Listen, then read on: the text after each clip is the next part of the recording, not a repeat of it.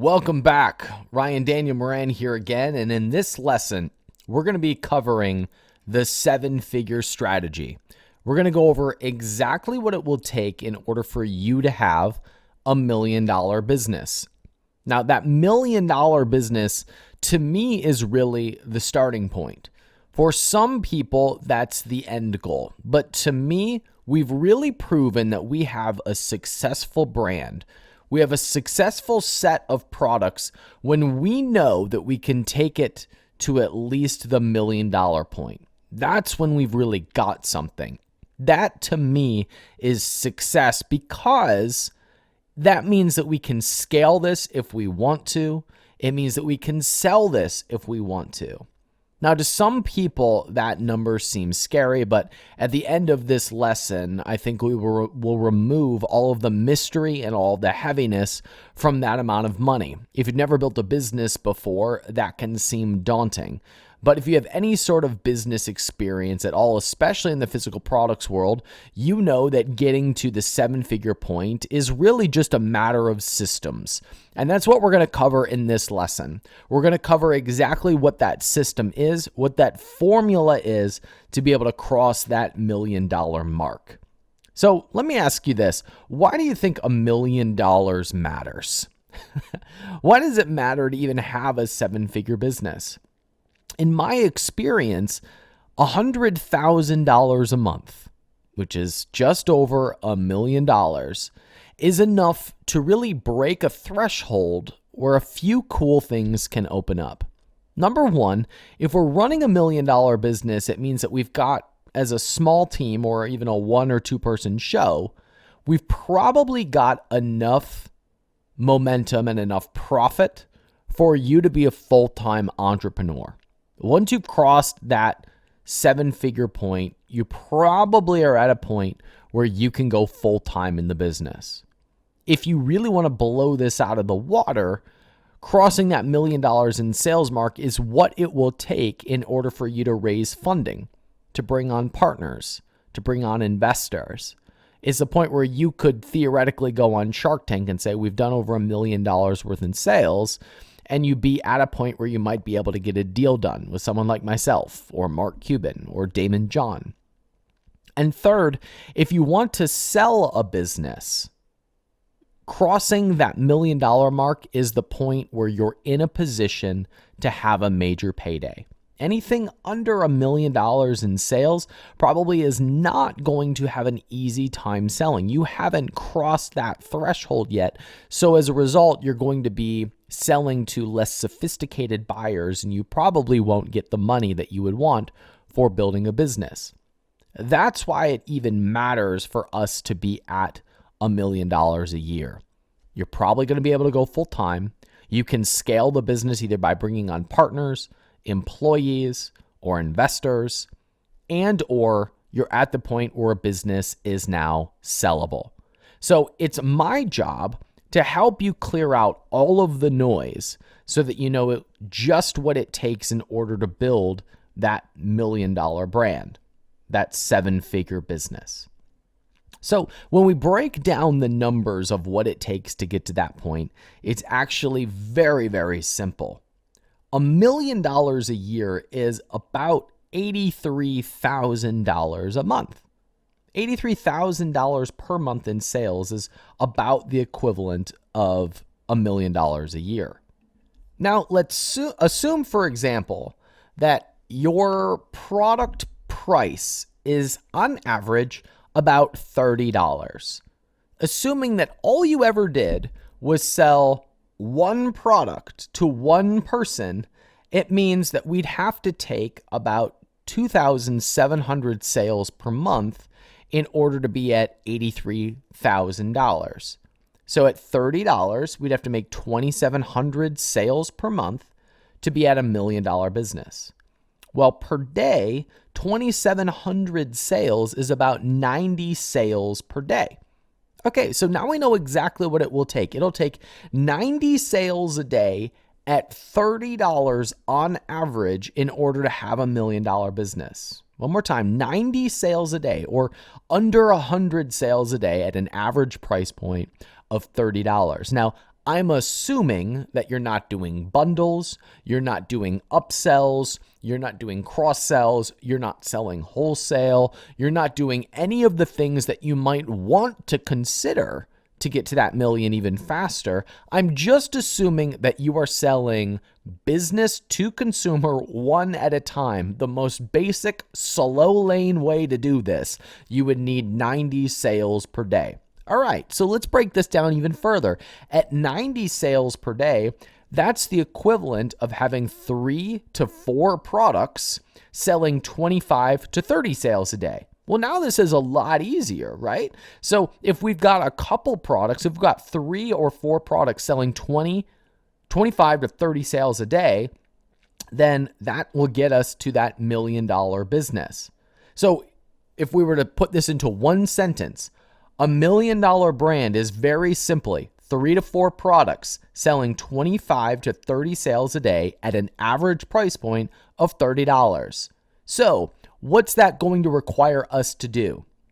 It means that we have to be able to identify, in order to start a business, we have to be able to identify at least 3 to 4 products that we could sell to the same customer, to the same target market, or one idea so good that it will generate 90 sales per day. I'm agnostic as to which route you go down, but in my experience, it creates a lot of clarity.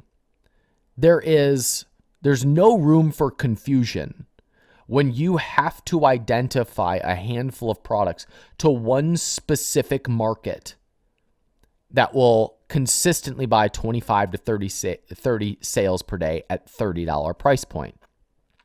So that to me is a brand. A brand is not just a product. A brand is when you have a grouping of products that is all targeted to the exact same person. So that person can come back to you and buy several different products along their customer journey. That's what a brand exists to do. A brand exists to make some sort of experience, some sort of buying decision easier. A brand is trust. Someone is buying from a brand because they trust you to represent something. It's either they've represented research, or you represent quality, you represent cheap, you represent a belief that a person stands for. And if you resonate with a belief or an idea, or if you even resonate with the loose idea of quality, then there should be several products within that brand that same customer would want to purchase. If you are not able to identify 3 to 4 products that the same person would want to buy, I am usually not interested in that business. If someone comes to me with a new whiz-bang idea that's a really good idea, my follow-up question to them is also, can you name 3 more products that this same customer would want to buy? And if not, I'm usually not interested. Now, that does not mean that there is not profit to be made in that product. And it does not mean that that product can't reach 90 or 100 sales per day. And it does not mean that there's not another company out there that would buy that business. I have seen that happen. I just know, in my experience, the predictability of getting to $1 million is much, much higher if you can identify a handful of products that the same customer will purchase. Now, there's several reasons for this. One, when we release a second product, it gives us one customer that will have a higher lifetime value, meaning that same customer can buy one product and come by and buy the second product.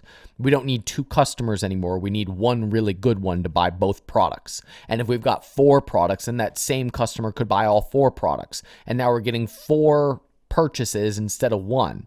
Whereas if you've just got 1 product, you need to quadruple the number of customers you get. So that's one of the reasons why. The second one of the reasons why is we're able to spend more money to acquire customers in the form of advertising when we have multiple products. So if we've got 3 or 4 products, we could spend $30 to acquire a customer knowing that they're going to come back and buy additional products from us. And so we'll make up our profit on the back end. We don't have to make our profit by selling one product to an individual. We make our money when they come back and buy from us again. So one of my rules is if I can acquire a customer, if I can advertise and make just as much money, no profit, if I can make as much money as I need to just pay for the customer, that's a win to me, because I know that a good percentage of them will come back and buy again, or will come back and buy additional products from us in the future. That's really hard to do when you're just selling one product. I mean, imagine this scenario. And I work with physical products owners, physical product sellers who run into this challenge, and it's that they've got a product that they're selling for $50, for example. And they're running advertisements to try and get customers for that $50 product. And if they don't get that customer for under $20, they've got no profit left, because they've got shipping and cost of goods and advertising and fulfillment and returns and all of this. So they don't have as much money to spend on advertising. Whereas if that same business had 4 other products all at $50, then they could spend all of the profit on getting that customer, knowing that that customer is going to buy product number 2, product 3, product 4, or at least they're going to tell some friends who are going to come back and buy product 1, 2, 3, right? So the more products we have, the more potential we have to lengthen the life cycle through which the customer will buy from us. In lesson number 1, I mentioned my buddy Aubrey, who runs a company called Onnit, which is a total human optimization company. And they have dozens and dozens of products. And it's one of the reasons why they're so successful. They started as one product, but when they released product number 2 and 3, that's when things really started to take off. Now, here's a really cool story for you. When I started my first business, I had a product that reached 25 sales a day. And we were just stoked. We were so excited to have this product doing 25 sales a day. And what happened is we thought we had peaked at 25 sales a day. So we went out and we're like, okay, so in order to run $1 million business, we'll have to release 4 products just as good as this one. Okay, so we set out to release 4 products that would do 25 sales a day. All right, that makes sense, right? Well, when we released product number 2, it got to 25 sales a day pretty quickly because we had a customer list that we could go to. So we got to 25 sales a day even faster than we got to 25 sales a day on product number 1. This is interesting. But something else happened. When product number 2 hit 25 sales a day, the sales of our first product doubled. So they went from 25 sales a day to 50 sales a day. And over the course of the next few months, they would double again to over 100 sales per day on one product. Now, what the heck happened here? What happened was that people who found product number 2 also found product number 1. People came back and bought more of product number 1. We had cross sells and upsells. And as we released product number 3 and 4, the whole collective pie got bigger. So when we thought we needed 4 products to hit 100 sales a day, we were actually at more like 200 sales a day at 4 products. Because of that synergistic approach of being able to launch products to more customers, having cross sells, having upsells, having subscribe and save on Amazon.com start to kick in. So people were starting to order monthly. A snowball effect started to happen. We had reviews start to come in, and we could use those reviews in our advertisements. We built up a customer list, and the snowball started to roll from that point on. So, if you can't identify 3 to 4 products that your target market would want to buy, you might want to pause and say, am I thinking big enough? Or am I thinking about the right target market? Am I releasing the right first product? Now, you are ultimately going to release one product into the marketplace, just one. That's where it will start. That's where all good brands start. Very few businesses that I've worked with, that I've advised, came out of the gate with 10 products. They started with one, and then they released number 2, 3, 4, and on down the line. Because when you have that total focus on making one product a winner, and it succeeds, you can then take that focus and apply it to number 2 and 3, and every single one gets easier. So, my rule is if you can't identify those 3 to 4 products, you might want to reevaluate. So how do we know that we've got a collection of products that will ultimately get to at least 100 sales a day or $1 million business? Well, there's a few things that we can analyze in order to have confidence that it's going to happen. The first one is competition. And I don't mean low competition. If no one has done it before, that doesn't mean it's a good idea. That might mean the opposite. If no one has released a similar product before, it might be a terrible idea. So the way that I like to look at this is, are there competitors who are succeeding in serving the same demographic? Are there businesses, is there competition that has succeeded for a long time serving the same type of person? For example, someone that I really admire is named Brian Lee. Brian Lee is one of the founders of LegalZoom.com. He's also one of the founders of The Honest Company with Jessica Alba. They're a home goods company. They sell diapers and they sell cleaning supplies. They sell laundry detergent. They're an eco-friendly, chemical-free home goods company. Now, I've had Brian at one of our year-end events. It's called the Capitalism Conference, and he tells a story that he was fairly confident that they were going to make a big splash in the marketplace. They saw an opportunity. They had the market research to suggest that it was going to be a really successful business. But if we had looked at the competition, there weren't a whole lot of businesses who were doing eco-friendly goods, but there were plenty of companies who were succeeding in selling similar products to moms and heads of households. That's the key indicator. That's what we're looking for. There were similar competitors. Tide, for example. Tide, as a laundry detergent, was selling hundreds of millions of dollars to moms, the same people who would be making buying decisions and deciding if they would buy the products within the Honest Company. Is the competition succeeding by serving the same type of person that your brand or your product line will be serving?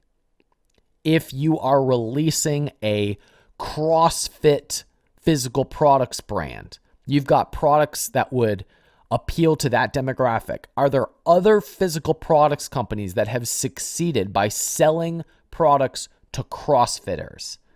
That's the question that we need to answer. Not, has someone done this before? Or not, is there too much competition? But are other people doing similar things and succeeding?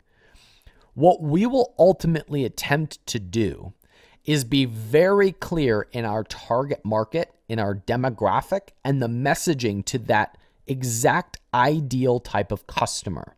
Because if we do that right, then we can enter just about any market, even if our products are almost the same as everyone else's, and we still know that we can win because we'll be targeting a very specific person who has proven that they will buy based on past behavior or based on the success of the other brands and businesses that they support. So number one, have other businesses succeeded by serving the same type of people? Number two, size of audiences. Audiences to me are groups of people who are paying attention to something. Is there an audience of people demanding eco-friendly products? Is there an audience of people demanding low-carb food? And how passionate are those audiences? We can identify audiences by looking at where they hang out. Do they hang out in Facebook groups? Do they hang out on YouTube channels? Do they watch specific TV shows? If we knew exactly who our target market was, would we be able to know where they hung out? Do they tend to hang out in packs? For example, I used CrossFit earlier, but CrossFitters are notorious for hanging out in groups. People who go to their CrossFit box together tend to do other parts of life together as well. People who go to church together tend to do other things as well. People who are on specific diets often have their own language. So if you had an idea and you knew who the ideal person was that would buy that product, could you identify where they might hang out? One of the things that we'll be going through is how do we identify our 100 or our 1,000 best first customers? Where would we ideally be advertising to them? If we saw a pool of 1,000 people and they were our ideal target market, and we wanted to drop our line into that pond, where might we go to be able to do that? Now, if we can't identify where 1,000 or even 10,000 of our ideal people might be hanging out together, we might want to reevaluate if either our product has merit or if we're clear enough on our demographic. For example, I brought up how I had started a yoga business in the previous lesson. Now, someone who does yoga, I can describe them fairly clearly. I know they care about eco-friendly packaging. I know that they're into consciousness. I know that they're into alternative health. I know they're mostly female. So if I wanted to identify where young, fit, conscious, healthy women hung out, where would I go? Where would be a good opportunity for me to drop my line into the pond? I could advertise to women who like Whole Foods on Facebook. Or even more specifically, I could probably just start a Facebook group or a Facebook page that was all about yoga and attract that ideal audience. And that is exactly what I did. The way that we launched my yoga brand was we started a Facebook page and a Facebook group specifically for women who did yoga. We called the page I Love Yoga. What a concept. And we advertised that page to women at a specific age who said that they were into yoga. And we built up a very, very small following of people who were raving fans of doing yoga because we knew that that person would buy blocks, they would buy towels, they would buy mats, they would buy other things. But most importantly, they would be our fans. If we communicated to that specific target market in a way that represented their beliefs and their goals, we knew that we would have a raving fan base. So I ask you the same question. Is there a type of person that hangs out in a specific group? And are there places where you can drop your line into that pond and get your ideal customer? Could you advertise to them on podcasts? Do they listen to specific podcasts? Could you target them in a Facebook ad? Do they tend to shop at the same places? Do they have similar beliefs?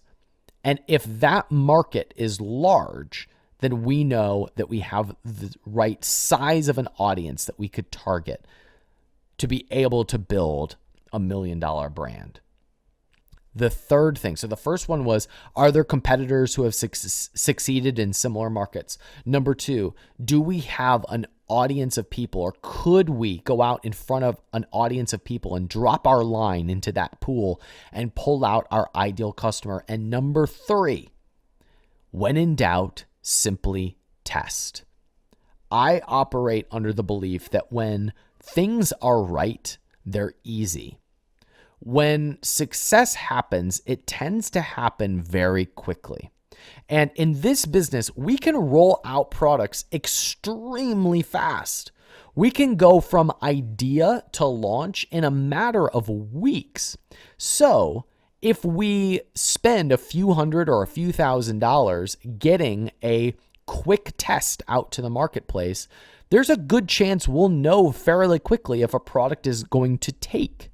Now, we'll be going over all kinds of strategies throughout this training to ensure that you have a successful launch and that the deck is stacked in your favor to be profitable and scalable right out of the gate.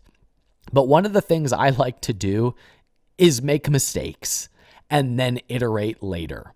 I try to get a product that is usable out the door as quickly as possible and then collect feedback. And then I'll make changes based on that feedback.